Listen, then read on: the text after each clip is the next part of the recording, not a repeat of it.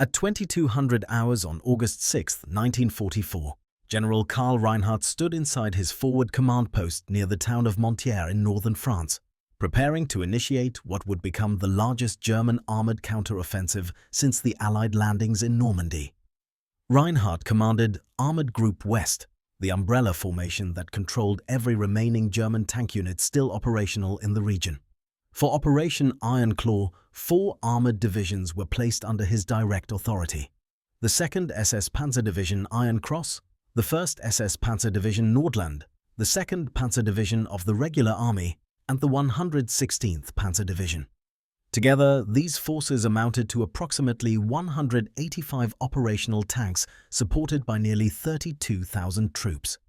The objective was ambitious but clear. The armoured columns were to drive westward through Mortain, rupture the narrow American corridor near Avesnes, sever the Allied advance, and encircle General Leonard Morgan's Third Army south of the breakthrough zone.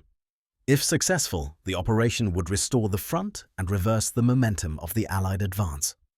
The plan itself was deceptively simple, relying on speed, concentration, and shock rather than subtlety. Reinhardt was no novice. He had commanded armoured formations since 1940, fighting in Poland, France, and on the Eastern Front, and he understood combined arms warfare, logistics, and the importance of operational mobility. Yet he also understood something far more dangerous. This attack was being launched in daylight. The order had come directly from Berlin, issued personally by the Führer, demanding immediate action without delay, without waiting for nightfall, and without regard for Allied air superiority. Reinhardt protested. His intelligence officers warned that the weather forecast for August 7th predicted clear skies throughout the day. Clear skies meant Allied fighter bombers, and Allied fighter bombers meant catastrophe for armoured formations moving in the open. His objections were dismissed. The order stood. The offensive would begin at dawn. At 7 a.m. on August 7th, the first Panther tanks rolled westward through the narrow streets of Mortain. Reinhardt watched the sky closely. It was perfectly clear, empty from horizon to horizon, and he knew exactly what that meant. Initially, the advance showed promise. By 8 a.m., leading elements of the 2nd Panzer Division had pushed roughly 8 kilometers westward. American units, primarily from the 30th Infantry Division, were caught off balance and began falling back in confusion. That illusion of success shattered at 8:36, when the first Royal Air Force Typhoons appeared overhead. Squadron leader Thomas Harding, commanding No. 2, 145 Squadron RAF, spotted the German column from an altitude of nearly 3,000 meters. Stretched along a single road were dozens of tanks and over 100 support vehicles, tightly packed and dangerously exposed. Harding counted at least 47 tanks before transmitting a brief radio call to his wingman and initiating the dive. The Hawker Typhoon was Britain's purpose-built ground attack aircraft, armed with 8 RP-3 rockets fitted with 60-pound warheads. Fired at high speed, these rockets could penetrate up to 5 inches of armor plate at an angle, more than sufficient to breach the thinner side and rear armor of German Panther tanks. Harding's squadron descended rapidly, leveled out at low altitude, and released 64 rockets in 2 swift passes before climbing away. The entire attack lasted less than 4 minutes. Pilots reported multiple direct hits and vehicles burning along the road. Later ground assessments confirmed 6 tanks destroyed and 18 trucks eliminated, though many additional vehicles were disabled by blast effects alone. Near misses tore off tracks, wrecked engines, and killed crews through concussion. Yet the true impact was not measured in destroyed tanks, but in disruption. The German column halted abruptly. Tanks scattered off-road in search of cover, infantry vanished into the hedgerows, and the entire advance froze for over half an hour as units attempted to reorganize. At Armoured Group West headquarters, Reinhardt received the first situation reports shortly after 9:10.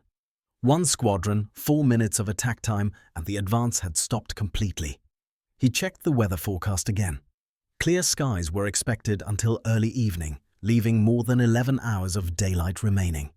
What Reinhardt could not know was that Harding's initial strike had activated a carefully prepared Allied response system. RAF 2nd Tactical Air Force, commanded by Air Marshal Edward Cunningham, had anticipated exactly this moment. Ultra-intelligence intercepts had revealed German preparations nearly 18 hours earlier, allowing Allied air units to be positioned in advance. Aircraft were fueled, armed, and crews briefed at forward airfields across Normandy. When Harding's contact report reached RAF command at 8:38, the response was immediate. By 9:45, more than 80 Typhoons from 6 squadrons were airborne and converging on the Mortain sector. This was not improvisation. It was an industrial-scale operational machine. Each Typhoon squadron fielded 18 aircraft, each aircraft carrying 8 rockets and 4 20mm cannons with hundreds of rounds. Squadrons could launch, strike, return, rearm and launch again in under 50 minutes. On August 7th, RAF 2nd Tactical Air Force had 27 Typhoon squadrons operational in Normandy, totaling nearly 500 aircraft. Even with conservative sortie rates, the mathematical imbalance was overwhelming. Against fewer than 200 German tanks, thousands of rockets could be delivered in a single day. At 10:15, the second wave arrived. 12 squadrons, over 200 Typhoons, struck German positions across a 15-kilometer front west of Mortain. Reinhardt's operations officer reported that all forward movement had ceased and that frontline units were requesting permission to withdraw into covered positions. Reinhardt refused. The order from Berlin was explicit. The advance was to continue regardless of losses and reach Avernus by nightfall. The tanks remained on the roads and the Typhoons kept coming. Between 11:47 and 15:23, RAF aircraft flew nearly 300 Typhoon sorties over the battlefield.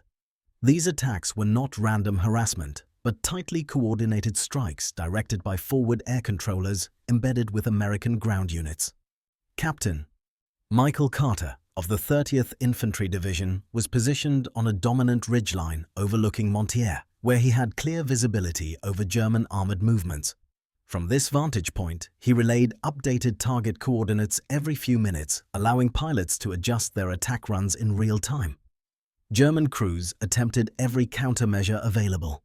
They dispersed into the hedgerows, camouflaged vehicles with foliage, and shifted positions constantly, but every movement was detected and punished.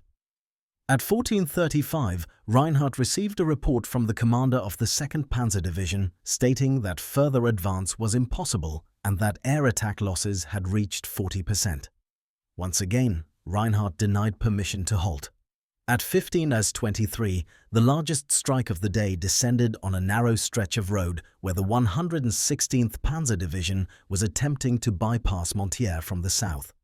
48 Typhoons fired nearly 400 rockets in just minutes. The division's movement collapsed entirely and never resumed that day. By early evening, Operation Iron Claw had failed. German forces had advanced no more than 12 kilometers, barely a third of the intended distance. By nightfall, over 2/3 of Reinhardt's tanks were destroyed or disabled. Support vehicles lay wrecked by the hundreds. Fuel trucks, ammunition carriers, half-tracks, and command vehicles were annihilated, leaving surviving tanks immobilized and isolated. At 19:23, Reinhardt finally received the order he had expected since morning. All offensive operations were to be suspended, positions consolidated, and defensive lines prepared. The counterattack was over. It had lasted just over 12 hours. What defeated Reinhardt's offensive was not merely the aircraft themselves, but the system behind them. A network of forward airfields, rapid response cycles, real-time coordination, and industrial replacement capacity ensured that Allied air power could be applied continuously and decisively. German forces possessed no comparable system. Their aircraft were distant, scarce, and unable to contest the skies. In the days that followed, Reinhardt would later remark during a high-level conference that German forces were no longer fighting an army but an industrial machine capable of replacing losses faster than they could be inflicted. Within weeks, his remaining units would be trapped in encirclement, and by the end of August, his war would be over. The counterattack at Mortain demonstrated a truth already evident across Normandy. The outcome of the war was no longer decided by bravery or tactical skill alone. It was decided by factories, production lines, logistics, and the ability to sustain losses indefinitely. On August 7, 1944, that reality became impossible to ignore.